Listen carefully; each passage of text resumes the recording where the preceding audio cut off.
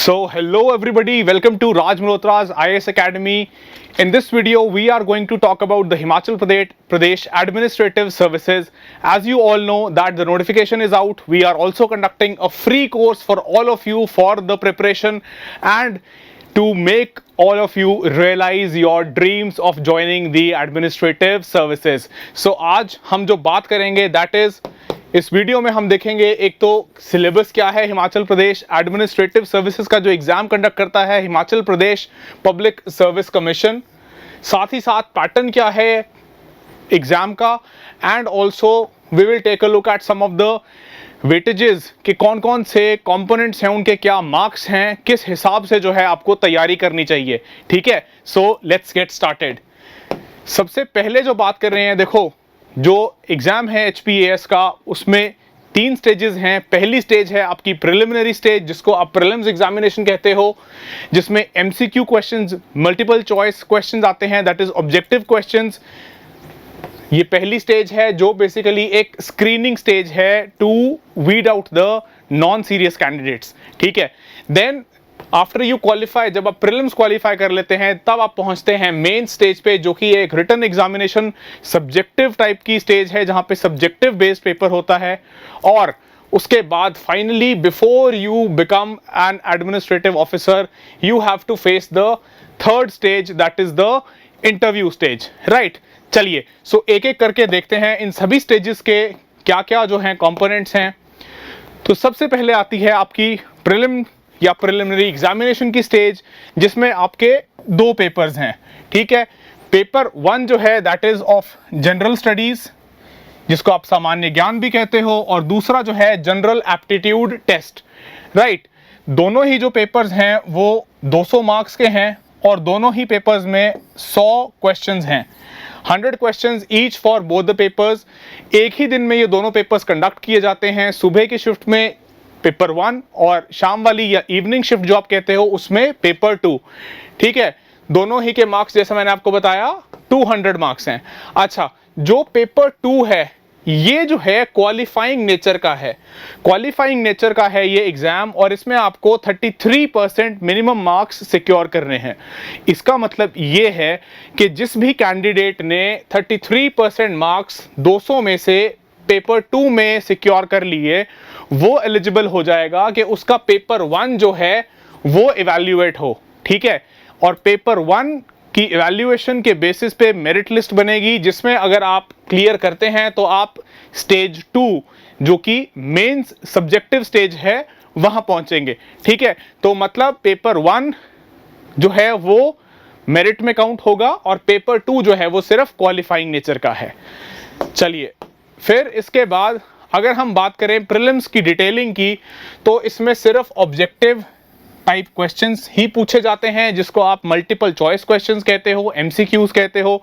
Beginners के लिए मैं ये सारी चीज़ें डिटेल में बता रहा हूँ कि उसमें आपको 4 ऑप्शंस दिए जाते हैं जिसमें से आपको एक सही ऑप्शन को चुन के मार्क करना होता है।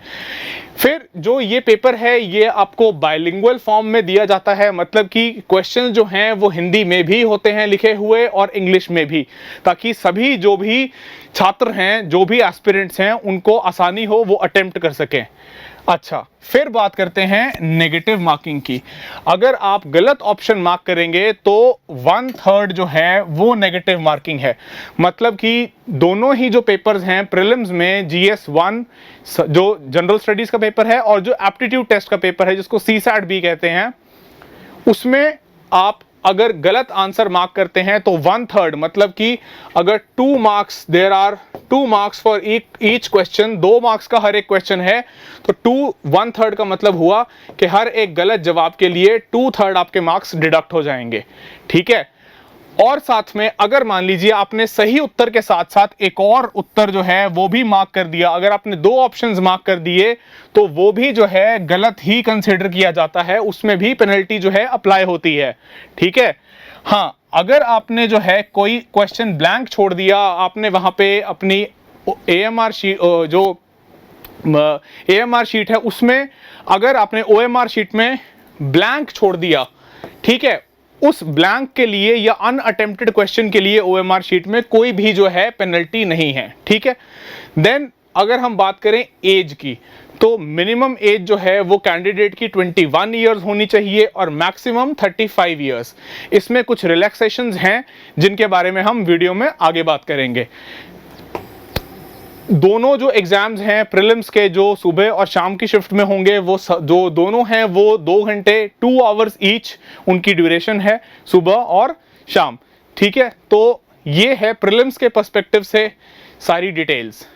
फिर अगर बात करें एलिजिबिलिटी क्राइटेरिया की, कि कौन से ऐसे व्यक्ति हैं, जो कौन से ऐसे छात्र हैं जो इसके लिए एलिजिबल हैं, जो परीक्षा दे सकते हैं, तो आपके पास एक यूनिवर्सिटी से, एक रिकॉग्नाइज्ड यूनिवर्सिटी या कॉलेज से एक ग्रेजुएशन की डिग्री होनी चाहिए, आप ग्रेजुएट होने चाहिए।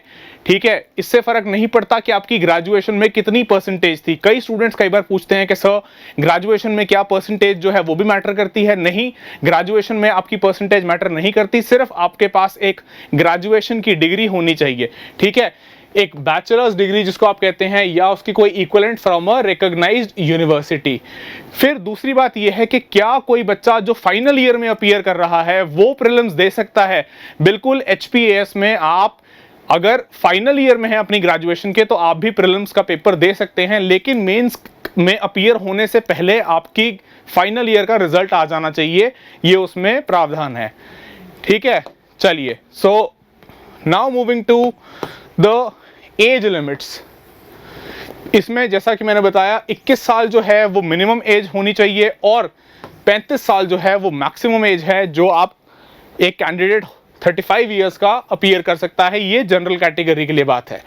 लेकिन जो है आपको 5 साल की रिलैक्सेशन दी जाती है किन कैंडिडेट्स को, जो तो या तो बिलोंग करते हैं scheduled castes of Himachal, scheduled tribes of Himachal, या फिर other backward classes of Himachal प्रदेश।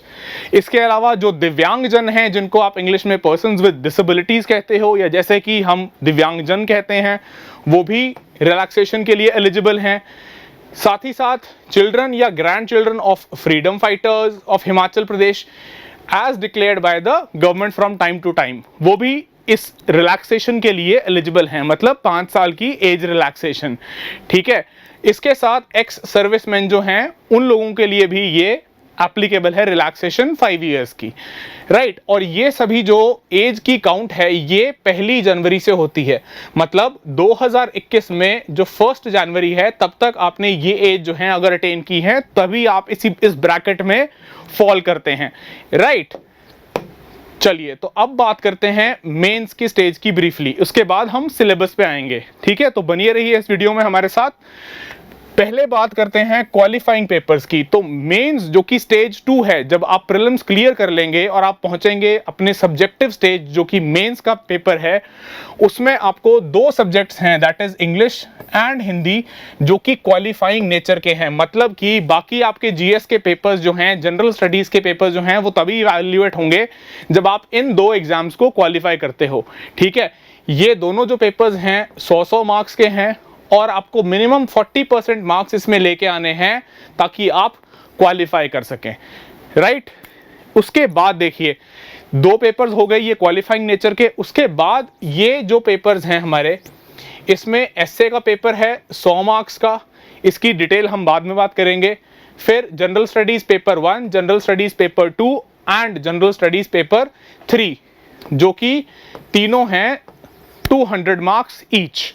और इसके बाद जो ऑप्शनल है, ऑप्शनल के 2 जो पेपर्स हैं, मतलब एक आपने जो ऑप्शनल लिया उसका पेपर 1 और paper 2 both of 100 marks each. ठीक है, तो ये सारे मिला के आपकी मेरिट डिसाइड करेंगे और ये हो गए आपके क्वालिफाइंग पेपर्स। ठीक है, इतना आई बिलीव सभी लोगों को बिल्कुल क्लियर है। चलिए अब देखते हैं कि तीसरी स्टेज जो है, जिसको हम इंटरव्यू स्टेज कहते हैं। जब आप मेंस क्लियर कर लेंगे आप पहुंचेंगे इंटरव्यू स्टेज में, जहां पे आपको बोर्ड के सामने अपने इंटरव्यू को फेस करना होगा। ये एक ओरल इंटरव्यू होगा जिसमें आपकी मेंटल कैलिबर जो है वो टेस्ट की जाएगी। 150 मार्क्स का ये फाइनल सिलेक्शन आपका जो प्रोसेस है उसमें फाइनल स्टेज होगा। ठीक है, और जो ये फाइनल सिलेक्शन है इसकी बेसिस जो है वो किस तरीके से डिवाइडेड है कि रिटन एग्जाम में टोटल 900 मार्क्स और जो ये इंटरव्यू है इसमें 150 मार्क्स।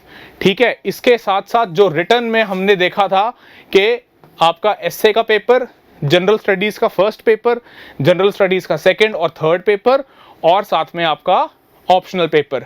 ठीक है, ऑप्शनल पेपर के बारे में भी बात करेंगे कि कौन कौन से सब्जेक्ट्स हैं जो आप ले सकते हैं as optional paper. Language paper भी उसमें आप ले सकते हैं। ठीक है, चलिए, तो सबसे पहले अगर सिलेबस की बात करें प्रीलिम्स की, पहली स्टेज जो प्रीलिम्स है उसमें अगर सिलेबस की बात करें तो इसमें ऑब्जेक्टिव सवाल जो पूछे जाएंगे वो कौन कौन से सब्जेक्ट्स में से पूछे जाएंगे, हिस्ट्री में से, geography, political science, art and culture, socio economic development of Himachal Pradesh. रफली जो है 18 से 22 क्वेश्चन जो हैं वो इसमें आएंगे। ठीक है, फिर current events of national and international importance, current affairs का रोल बहुत इंपॉर्टेंट है। एचपीपीएससी जो है वो पिछले 2-3 सालों से हम देखते आ रहे हैं कि यूपीएससी के पैटर्न पे ही जो है एक तरीके से शिफ्ट होता जा रहा है, और लेवल भी जो है क्वेश्चंस का वो भी काफ़ी अच्छा एक तरीके से यूपीएससी लेवल का ही आ रहा है। तो उसमें इंपॉर्टेंट हो जाता है, क्योंकि जो पेपर है वो अब स्टैटिक नेचर का नहीं है, वो डायनामिक नेचर का है, तो इसलिए करंट अफेयर्स का रोल भी काफ़ी इंपॉर्टेंट है, बहुत सिग्निफिकेंट है।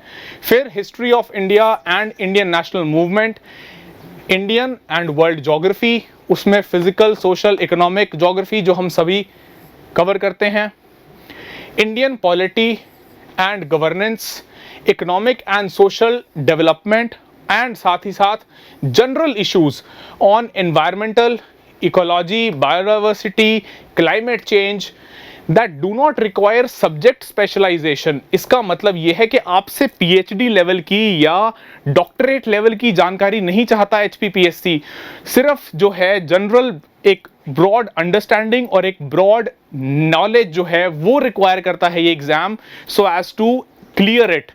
ठीक है, तो ये हो गया आपके प्रीलिम्स का सिलेबस। फिर बात करते हैं प्रीलिम्स में जो दूसरा पेपर है, that is the aptitude test.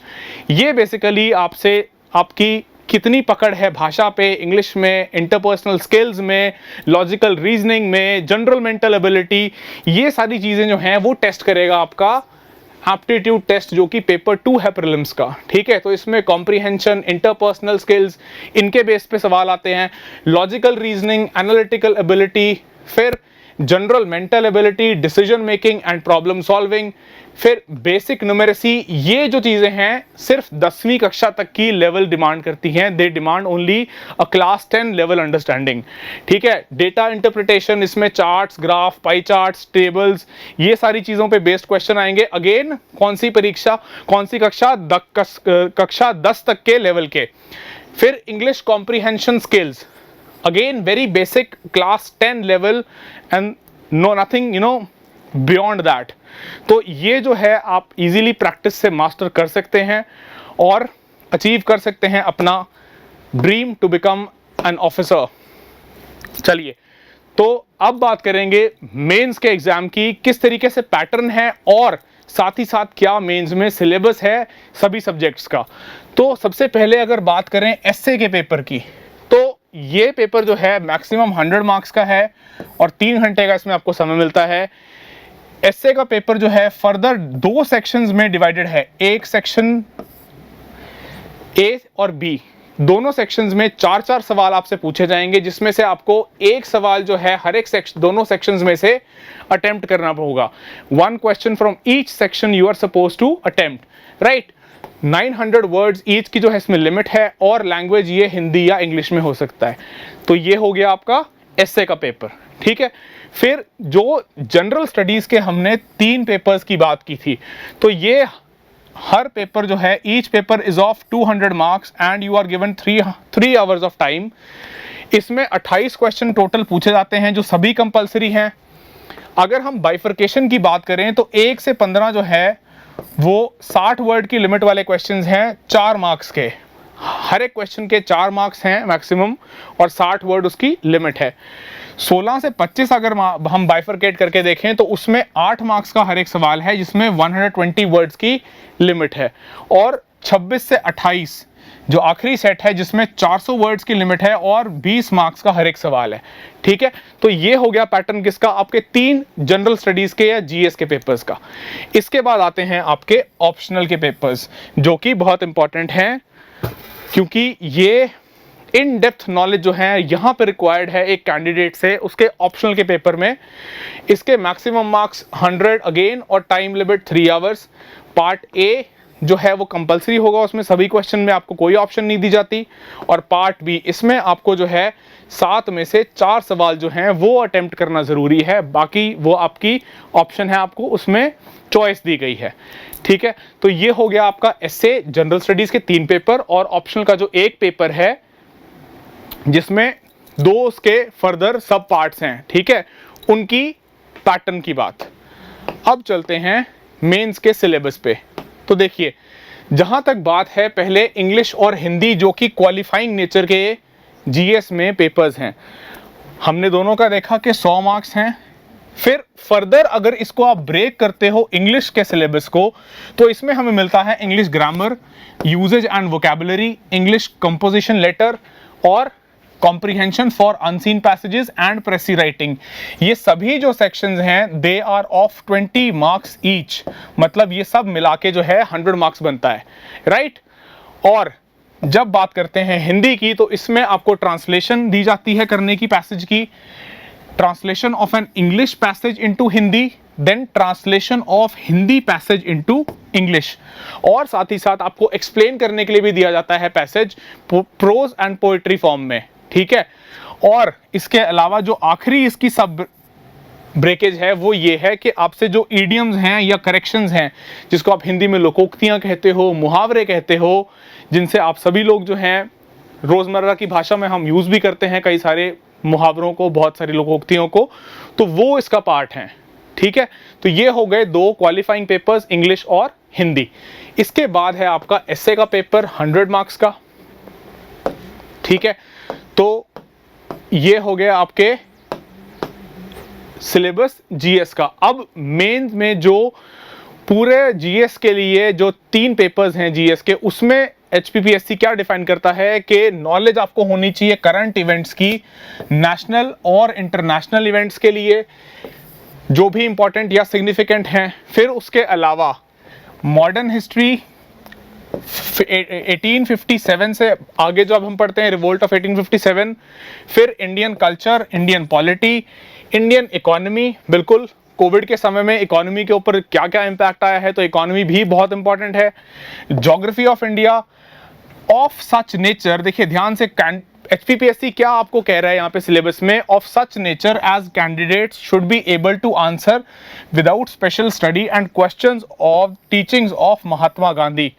तो मतलब ये सारी चीजें जो हैं एक ग्रेजुएशन या पोस्ट ग्रेजुएशन लेवल के बीच की कहीं आपकी नॉलेज जो है वो डिमांड करती हैं इस एग्जाम को क्वालिफाई करने के लिए या क्रैक करने के लिए। ठीक है, तो ये बात हो गई मेंस के सिलेबस की। चलिए अब अगर डिटेल में बात करें जीएस पेपर 1, 2, 3 की ब्रेकिंग या सेग्रीगेशन किस तरीके से है ना, ओवरव्यू हमने देख लिया, ओवरऑल कैसे है सिलेबस। अब जीएस 1 200 मार्क्स, हमने ये बात की कि सभी जो पेपर्स हैं जीएस 1, 2, 3 आपके 200 मार्क्स ईच के हैं। इसमें देखिए जो टॉपिक्स हैं, इसकी सब जो फर्दर सेग्रीगेशन है वो किस तरीके से है कि Indian history and culture, history of Himachal प्रदेश।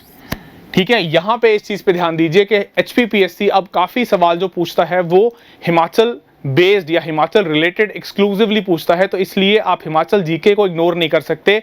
इन सभी कंपोनेंट्स में हिमाचल से रिलेटेड जो भी एंगल्स हैं वो प्रिपरेशन का बहुत सिग्निफिकेंट पार्ट बन जाते हैं, राइट, क्योंकि यहाँ पे हर जगह साथ में हिमाचल मेंशन्ड है। ऑब्वियसली एचपीपीएससी जो है वो तवज्जो देगा, आप स्टेट सर्विसेज के लिए अपीयर कर रहे हैं। Then disaster management, geography of India and Himachal Pradesh, then the society, ये सारे कंस्टिट्यूएंट्स हैं जीएस पेपर 1 के। इसके बाद अगर बात करें जीएस पेपर 2, ये इंक्लूड करता है पॉलिटी इंडिया की एंड हिमाचल प्रदेश के, किस तरीके से कौन कौन से बिल्स हैं, कौन कौन से एक्ट्स हैं रिसेंटली जो हिमाचल में लाए गए। उसके अलावा governance in India and Himachal Pradesh, देखिए इसीलिए हर जगह हिमाचल प्रदेश पे जो है मैंने हाईलाइट जो है वो रखा है ताकि आप लोग इस चीज़ को इक्वली इंपॉर्टेंट या इक्वली सिग्निफिकेंट समझें।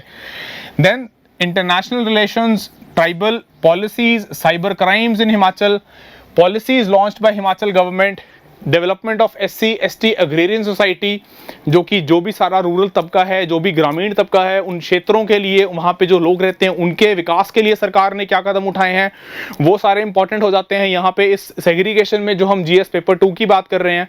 फिर GS पेपर 3 में आपका आ जाता है economy, science and technological development, जो कि बहुत इंपॉर्टेंट है, याद रखिए, इस पर काफ़ी क्वेश्चन पूछे जाते हैं। फिर climate change, environment and ethics, ये सारी चीजें पार्ट हैं आपका GS पेपर 3 का। ठीक है, तो इस तरीके से आपकी सेग्रीगेशन हो गई तीनों GS के पेपर्स की, और इन टॉपिक्स पे आपको तवज्जो देनी है या आपने इस हिसाब से तैयारी करनी है। चलिए आखिरी में बात करेंगे हम ऑप्शनल की। तो कई बार बच्चों का ये सवाल होता है कि क्या हम लैंग्वेज पेपर ले सकते हैं ऑप्शनल? बिल्कुल, आप लैंग्वेज पेपर भी ले सकते हैं ऑप्शनल। आपने जो अपना ग्रेजुएशन में पेपर आपने पढ़ा है आप वो भी ले सकते हैं। इस लिस्ट में से जो भी आपने पेपर अपने ग्रेजुएशन में भी पढ़ा है और यहाँ पे मैच करता है तो आप वो भी जो है ऑप्शनल ले सकते हैं। देखिए, ऑप्शनल चूज करना एक क्रूशियल डिसीजन बन जाता है एक कैंडिडेट के लिए, क्योंकि आपको इन डेप्थ जो है वो एनालिसिस चाहिए, वो नॉलेज चाहिए एक ऑप्शनल के लिए। जनरल स्टडीज से हम जब कंपेयर करते हैं, जनरल स्टडीज और ऑप्शनल के पेपर्स में जो डिफरेंस है वो यही है कि general studies requires wide coverage. General studies जो है वो डिमांड करता है कि आप जो है ब्रॉड कवर जो है वो रखें, आपका स्प्रेड जो है वो ज्यादा हो। Whereas when we talk about optional, जब हम ऑप्शनल की बात करते हैं तो ऑप्शनल डिमांड करता है आपसे डेप्थ। ऑप्शनल गहराई में चाहता है कि आपको उस सब्जेक्ट की नॉलेज हो और उसी बेसिस पे आपको जांचा जाता है ऑप्शनल के पेपर में। ठीक है, तो इसलिए जो है ऑप्शनल चूज करना जरूरी है। ये एक ऐसा डिसीजन है which can either be a make or break decision when it will come to that you will end up in the final list or not. So please, अगर आप ये ऑप्शनल को जो है सही से चूज करना चाहते हैं तो हमने अभी रिसेंटली ऑप्शनल्स के लिए वेबिनार कंडक्ट किए थे जो कि Raj Malhotra IAS academy YouTube channel पे अवेलेबल हैं। आप उन वेबिनार्स को भी देख सकते हैं। जिन बच्चों ने ऑप्शनल चूज नहीं किया है, जिन लोगों ने चूज कर लिया है वेरी गुड, लेकिन जो अभी भी डाइसी हैं या जो अभी भी अनडिसाइडेड हैं, उन लोगों को आई वुड स्ट्रांगली रिकमेंड कि आप वो ऑप्शनल्स के वेबिनार देखिए एक बार और उस हिसाब से ये क्रूशियल डिसीजन जो है लीजिए, ताकि आप अपना अफसर बनने का, ब्यूरोक्रेसी का पार्ट बनने का सपना जो है उसको अचीव कर सकें। So that is all from our side. Wish you all the very best for realizing your dream of becoming an Himachal Pradesh Services Administrative Officer, and also stay safe. Thank you so much. That is it.